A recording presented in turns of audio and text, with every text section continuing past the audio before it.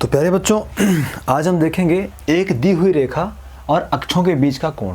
पिछले वीडियो हमने देखा था कि किस तरीके से दो रेखाएं जब एक ही समतल में हों या फिर अलग अलग समतल में हों, कैसे हम उनके बीच का कोण निकालते हैं, एंगल निकालते हैं। तो बच्चों, रेखा और अक्षों के बीच का कोण निकालना है तो आप सबको पता है कि हमारे निर्देशांक क्या होते हैं बच्चों। ये होता है हमारा एक्स एक्सिस, है ना बच्चे, और ये होता है हमारा वाई एक्सिस। बच्चों, चूँकि हम 3D पढ़ रहे हैं तो एक तीसरा अक्ष होता है जेड अक्ष।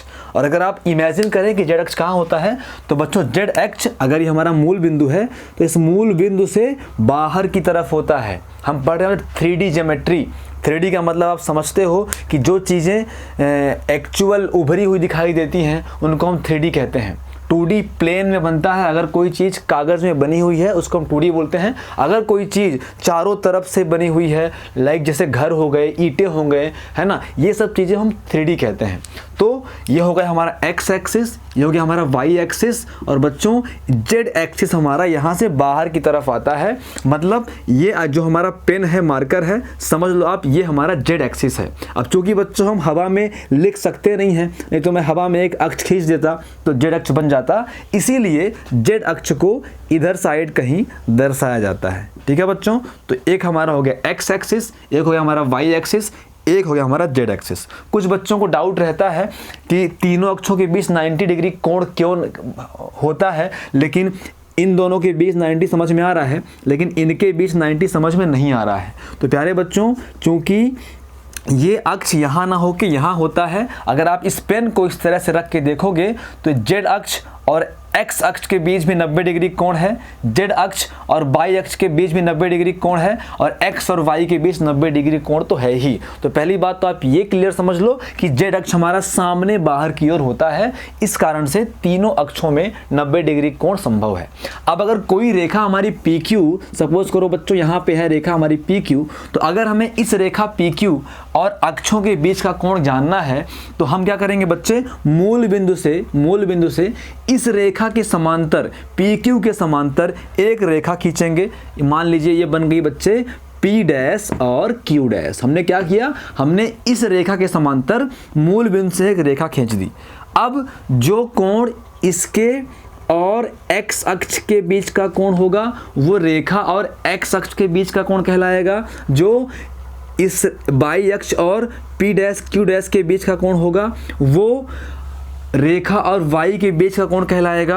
और जो कोण बच्चे z और q डैश के बीच का होगा, p डैश q डैश के बीच का होगा, उसे हम रेखा और z अक्ष के बीच का कोण कहेंगे। ये सेम वही कॉन्सेप्ट है बच्चों जब हमने दो अलग अलग समतलों की रेखाओं का एंगल निकाला था। तो अब अपन समझ गए कि हम किसी रेखा का अक्षों से कोण बना सकते हैं। अगर हम ये समझ गए बच्चे तो हम आगे अब ये समझ पाएंगे कि किसी रेखा की दिक् कोज्जाएं किस तरह से निर्धारित की जाती हैं। ठीक है बच्चों, तो हमें पढ़ना है किसी रेखा की दिक् कोज्जाएं।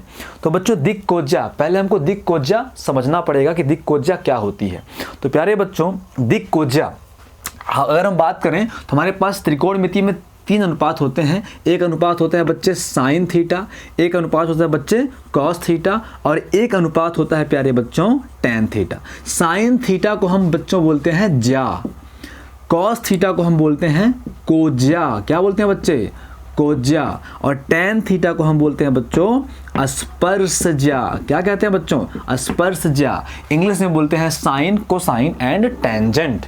ठीक है प्यारे बच्चों, तो इस तरीके से जब भी किसी रेखा की दिक् कोज्जाएं ज्ञात करनी है तो दिक् कोज्जा, कोज्जा मतलब बच्चों कॉस, कॉस तब आप किसी भी चीज का ज्ञात कर सकते हो जब आपको कोण क्या पता हो, थीटा पता हो। तो अब इमेजिन करो, रेखा की दिक् कोज्जा ज्ञात करना मतलब पहले तो रेखा का अक्षों से कोण ज्ञात करना, और जब हम कोण ज्ञात कर लेंगे बच्चों तो कॉस के साथ उसको हम दिक् कोज्जा बोल सकते हैं। तो प्यारे बच्चों, अब जब मैं दिक् कोज्जा की डेफिनेशन आपको समझाऊंगा तो आप बहुत आराम से समझ जाओगे। अब अगला टॉपिक है किसी रेखा की दिक् कोज्जाएं। तो दिक् कोज्जाएं का मतलब है बच्चों की डेफिनेशन लिखी हुई है, यदि कोई सरल रेखा निर्देशांक अक्षों से धनात्मक दिशाओं में क्रमशः अल्फा, बीटा और गामा कोण बनाती हैं। बच्चों कोण मिल गया, कॉस लगा देंगे तो दिक् कोज्जा हो जाएगी। तो मतलब अगर हमारे पास बच्चों ये है हमारा एक्स एक्सिस और ये है हमारा वाई एक्सिस। एक्सिस जिस तरह से बुक में होगा वैसे हम इस्तेमाल करेंगे बच्चों। इसको बोला जा रहा है एक्स एक्सिस, इसको बोला जा रहा है बच्चों वाई एक्सिस और इसको बोला जा रहा है जेड एक्सिस। हम किसी को भी मान सकते हैं। तो अगर सपोज करें हमारी एक रेखा है, हमारी एक रेखा है बच्चों, ये हमारी एक रेखा है, हम कहें अगर इसको O और ये इसको P बोल दें, तो ये रेखा यदि x अक्ष के साथ धनात्मक दिशा में है ना बच्चे, x अक्ष की धनात्मक दिशा में एंगल बनाने की बात बोली जा रही है, तो अगर ये रेखा x अक्ष के साथ अल्फा कोण बनाती है, अगर ये रेखा y अक्ष के साथ बीटा कोण बनाती है और अगर ये रेखा z अक्ष के साथ गामा कोण बनाती है, तो बच्चों इस रेखा की दिक्कोजाएं कहलाई जाएंगी कॉस अल्फा, है ना बच्चे, कॉस बीटा और कॉस गामा। दिक्कोजा दरअसल ये भी दर्शा रहा है कि हमारी रेखा अक्षों से कितनी झुकी हुई है। ठीक है बच्चे, तो अगर कोई रेखा x अक्ष से अल्फा कोण बनाती है, y अक्ष से बीटा कोण बनाती है और z अक्ष से गामा कोण बनाती है बच्चों, तो उस रेखा की दिक्कोजाएं cos alpha, cos beta, cos gamma होंगी। इसको हम ऐसे भी कर सकते हैं कॉस अल्फा और कॉस बीटा और कॉस गामा। अगर आपको डायरेक्ट दिक्कोजाएं दी रही बच्चों, दी हो कहीं पे, तो आप समझ सकते हैं कि जो पहली चीज़ होगी वो x अक्ष से दिक्कोजा होगी, मतलब ये x अक्ष से बना कोण है, ये y अक्ष से बना कोण है और ये z अक्ष से बना कोण है। और शॉर्टकट में बच्चों हम इन दिक्कोजाओं को कॉस अल्फा को L बोलते हैं, कॉस बीटा को M बोलते हैं और कॉस गामा को N बोलते हैं। तो कुल मिला के सामने आया कि हमारी दिक्कोजाएं L, M और N होती हैं। और बच्चों ये L क्या है, L बराबर कॉस अल्फा, M बराबर कॉस बीटा और N बराबर कॉस गामा। तो इस तरीके से हम बोल सकते हैं कि हमारी रेखा की दिक्कोजाएं L, M, N या फिर कॉस अल्फा, कॉस बीटा और कॉस गामा है। अब बात, अगर कोई कहे कि दिक्कोजा में कॉस ही क्यों आता है, साइन और टैन क्यों नहीं आता, तो हम बोल सकते हैं कि कोजा मतलब कॉस होता है। अगर साइन आएगा तो उसको हम जा बोलेंगे और अगर टैन आएगा तो उसको हम स्पर्श जा बोलेंगे। दिक जा, दिक स्पर्श जा, दिक कोजा, तो हम दिक कोजा पढ़ेंगे बच्चों। अब अगला क्वेश्चन आता है, अगला एक टाइप आता है कि रेखा का निर्देशाक्षों से मतलब हर एक अक्ष की, x अक्ष की दिक्कोजा क्या होगी, x अक्ष की दिक्कोजा क्या होगी। तो प्यारे बच्चों मैं यहाँ पे आपको अक्ष बना रहा हूँ, x अक्ष हो गया हमारा और ये हमारा y अक्ष हो गया और ये हमारा z अक्ष हो गया। ठीक है बच्चों, तो x अक्ष की दिक्कोजा क्या होगी, x अक्ष की दिक्कोजा हमको पता है, x अक्ष की दिक्कोजा L इज इक्वल टू क्या होता है बच्चे, दिक्कोजा L बराबर कॉस अल्फा होता है ना बच्चे, और M बराबर कॉस बीटा होता है और N बराबर कॉस गामा होता है। तो प्यारे बच्चों जब हम बात करेंगे x अक्ष की दिक्कोजा, हमने देखा कोई रेखा अक्षों से जो कोण बनाती है, एक रेखा 3 अक्ष हैं, 3 कोण बनाएगी, इसलिए एक रेखा की 3 दिक्कोजा होगी, एक कॉस अल्फा x अक्ष के साथ, एक कॉस बीटा y के साथ, एक कॉस गामा z के साथ। अब अगर हम बात करें x अक्ष की दिक्कोजा, तो बच्चों x अक्ष जो है x अक्ष से 0 डिग्री का कोण बनाएगा, इसलिए हम बोलेंगे सिंस x अक्ष से 0 डिग्री का कोण बनाता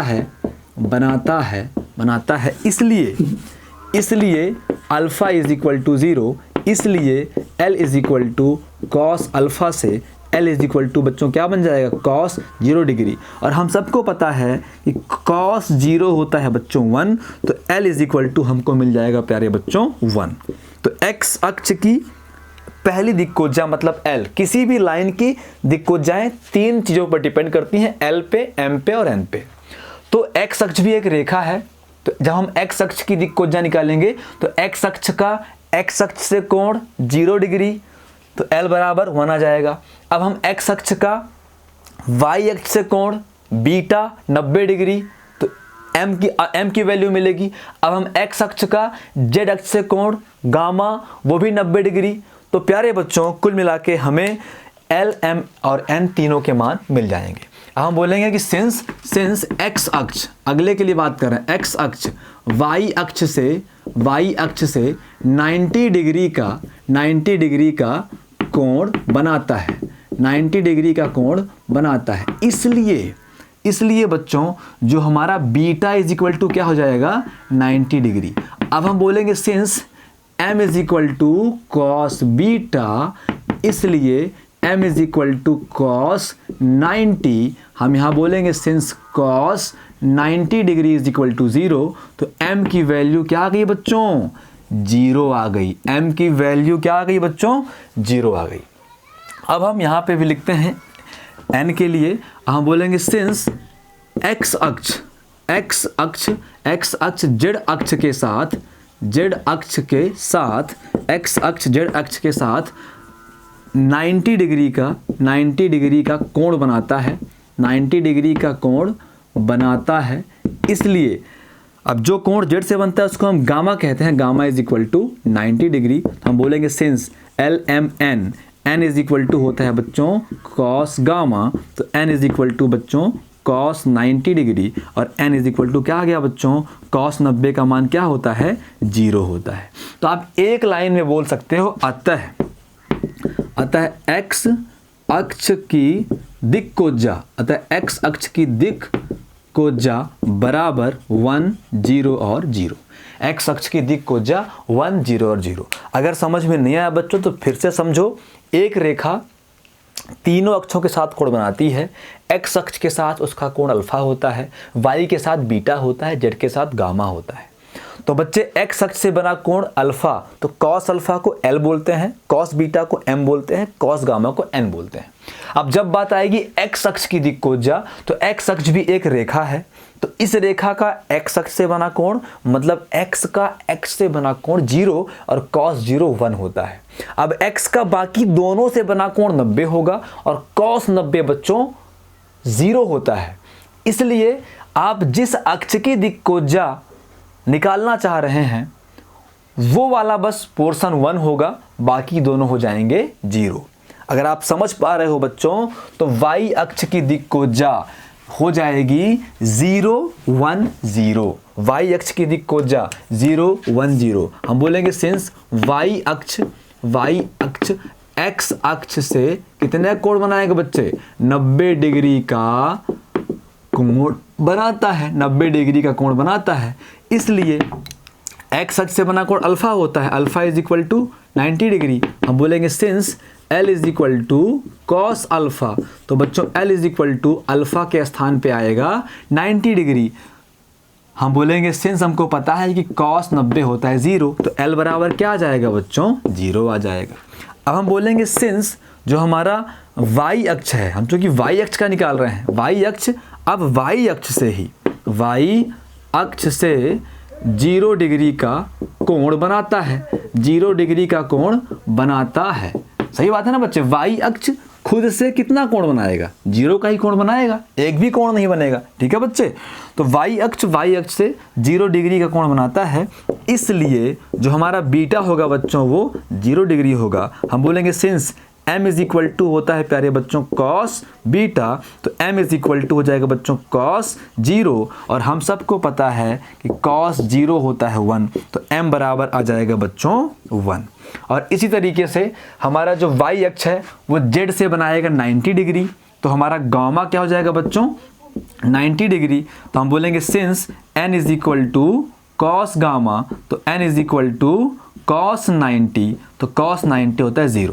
तो इस प्रकार से बच्चों जो हमारा y अक्ष है उसकी दिक् कोज्जा हो जाएगी बच्चों 0 1 और 0। आप सबको पता है z अक्ष की दिक् कोज्जा भाई x अक्ष के साथ बनाएगा 90 तो 0, z जो है y के साथ बनाएगा 90 तो 0, z जो है z के साथ बनाएगा 0 तो cos 0 होता है 1।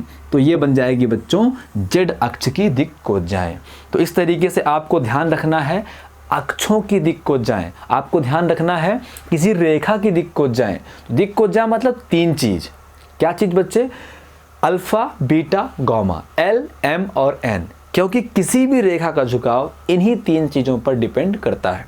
अब अगले वीडियो बच्चों हम पढ़ेंगे एक बहुत ही शानदार सा फार्मूला, तो अगला वीडियो देखना मत भूलिएगा और इस तरह के कॉन्सेप्ट वाले वीडियो बच्चे अपने दोस्तों को, मित्रों को शेयर करना बिल्कुल मत भूलिएगा।